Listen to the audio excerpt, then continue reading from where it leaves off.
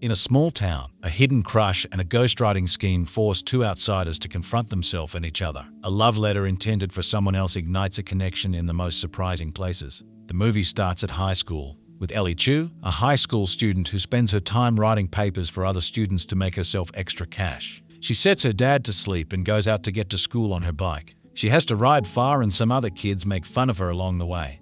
In school, Ellie is in band practice, and the teacher tells them that participating in the talent show is mandatory for seniors. Ellie passes off the papers she had worked on to the students. Turns out there are a lot of them that use her services. Ellie sits by herself and is mesmerized by this popular girl named Aster who is dating the popular kid, Trig. Later that day, a boy named Paul can't stop staring at Aster in the hallway with lots of students. Ellie is also there signing up for the talent show. In English class, Miss Jesselshap finishes teaching and calls Ellie to stay back. She knows that Ellie is the one who writes the essays for most of the students, and she is okay with it because it saves her from reading horrible papers. It's also why she wants Ellie to apply to Grinnell College, a high-class college for smart students. Ellie wants to go to a local college to stay at home with her dad, but her teacher thinks it will be a great step in her life. On her way home, those kids make jokes again, but she gets stopped by Paul on the hill. He makes her fall from her bike because he wants her to write something for him. But this isn't just another paper. He wants her to write a love letter for him. But it is to the girl she knows very well, Aster Flores, and Ellie doesn't want to do it because it should come from the heart, even though he offers her a lot of money for it.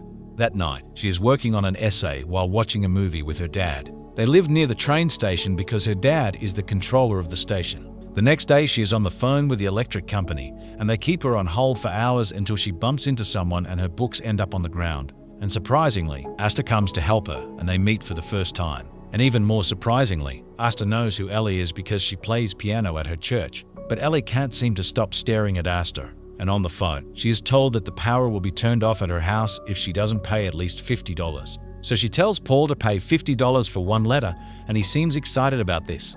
Later in church, Ellie reads the letter Paul wrote, and it is pretty terrible. He has never even met this girl, but he thinks about her all throughout his day. Ellie says he's just stubborn and not in love, but Paul seems very certain, so Ellie agrees to write the letter. Later that same night, she is with her dad and working on the letter. She even uses a line from the movie into her letter. The next day, she gives it to Paul. Paul catches up to Ellie because Aster has replied to the letter. Aster knows where the line was from, and that piques Ellie's interest. Paul is upset that she stole the line, but Ellie tells him that this is good because now they have Aster's attention. So Ellie accepts the challenge and writes Aster another letter as she works on her chores around the house and train station, adding more about Paul's life as she follows what he does in his day. Paul is excited because Aster has written back. She mentions how her life seems a bit dull and how odd it feels that people give her things just because she is pretty.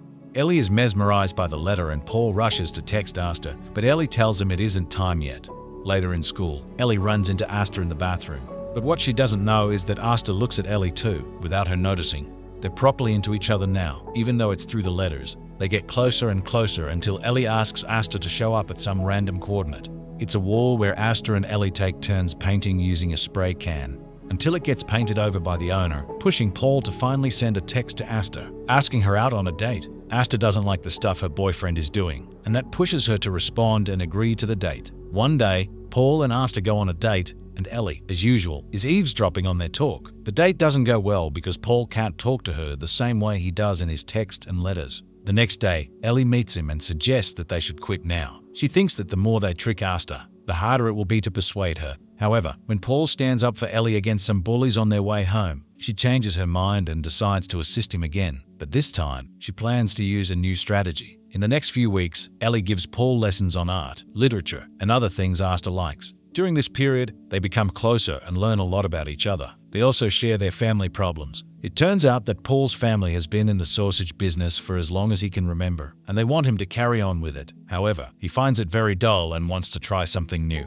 Right now, he's working on a new dish called taco sausage, which he believes will be a game changer in food. He has even reached out to various food critics about his idea, but none of them have replied yet. They slowly form a bond. They even observe Aster to understand her interest better. Fortunately, their efforts are rewarded, and Paul is finally asked for a second date. However, when the important moment comes, he is anxious and still struggles to talk with Aster. At the same time, Ellie watches their date from a window. Noticing the plan isn't working, she texts Aster pretending to be Paul and rescues the date. Paul has no idea what's happening, so he just pretends to be texting under the table. After some time, when Aster seems smitten, he surprisingly confesses his feelings for her. They then start to chat, while Ellie watches them and becomes upset, so upset that she rides away on her bike. The following day, Ellie is selected to perform on the piano at the school talent show. She goes shopping for some outfits for the event, and Paul goes with her. He tells her about his date with Aster the night before, mentioning that he kissed her. This news only makes Ellie upset, and she starts to rethink her choice to help him. On the day of the show, Ellie's tormentors secretly tamper with the piano. Soon after, she goes on stage and starts to play, but to her shock, some of the piano keys are broken. Ellie tries to improvise and create a song, but it sounds so terrible that the crowd begins to mock her. Meanwhile, Paul, who is observing everything from backstage, discovers that it was the bullies who damaged the piano, so he quickly hands her a guitar and instructs her to play a song. With some hesitation, she begins to play, and after a bit, she finds her rhythm. Ellie even performs a beautiful song that she composed herself. After her performance, the audience gives her a loud round of applause, which makes her feel relieved. That evening, Paul brings Ellie to the senior party where everyone welcomes her and treats her like a friend. Overwhelmed with joy, Ellie drinks too much and nearly faints, so Paul takes her home. After he puts her to bed, Paul looks through her bag and discovers several letters addressed to well-known food critics, likely about his sausage inventions. This discovery makes Paul very pleased, and he starts to like her even more. Regrettably, the following morning, Aster shows up and sees Ellie in Paul's room. They have an uncomfortable chat where Ellie explains that she was just there to leave some books. She also discloses that Paul is deeply in love with Aster, which ultimately eases Aster's mind. As the girls keep conversing, they connect over their mutual love for art and literature, so they choose to spend the day together. Initially, Ellie brings Aster to the train tracks where they have a great chat. Then they get into Aster's car and drive to a secret hot spring in a remote forest. Once they arrive, Aster takes off her clothes and dives into the spring, while Ellie is a bit shy. But after some persuasion, she also gets in the water, keeping her shirt on, and they have a deep conversation. During this, Aster shares her mixed feelings about Paul. She also mentions that she overheard her boyfriend Trig discussing marriage plans with her father.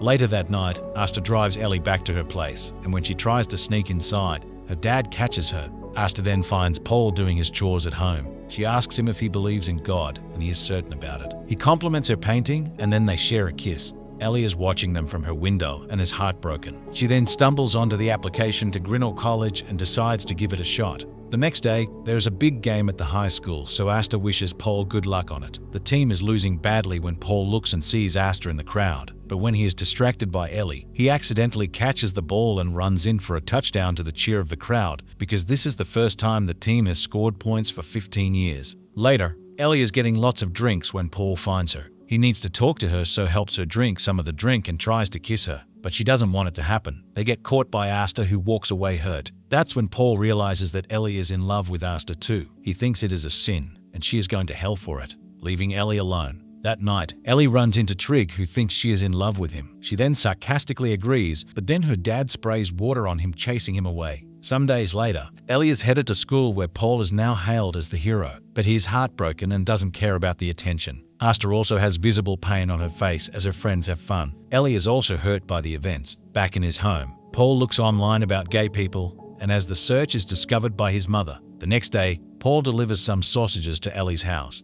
When her dad asks him if they had broken up, and Paul had to explain that they weren't actually together. He is worried about his daughter being sad, and Paul has to keep her secret and doesn't tell her dad about her true secret. That day at church, the ceremonies are happening with everyone there. As they all sit down, the priest invites Trig to speak, and he talks about love to everyone and then asks Aster to marry him in front of everyone. She has no choice but to agree, and as the crowd cheers, Ellie screams no and awkwardly stops talking, but Paul picks up her speech and talks about love being pretending and that it is terrible to have to hide who you really are inside. His speech is moving and it strikes Ellie to talk. She speaks and even puts Trig under the bus, saying she wrote his papers for 4 years. She speaks about love too and mentions things that only her and Aster know about. Aster finally realizes that she's been talking to Ellie this whole time, so she slaps Paul and runs out the door as the crowd descends into chaos. After some time, Ellie finds Aster at a restaurant because she wants to talk to her. Aster is going to art school, but Aster doesn't want anything to do with her, until Ellie apologizes for hurting her like this. They seem to be okay now. Aster feels the same, but she isn't sure, so Ellie makes fun of her and they laugh.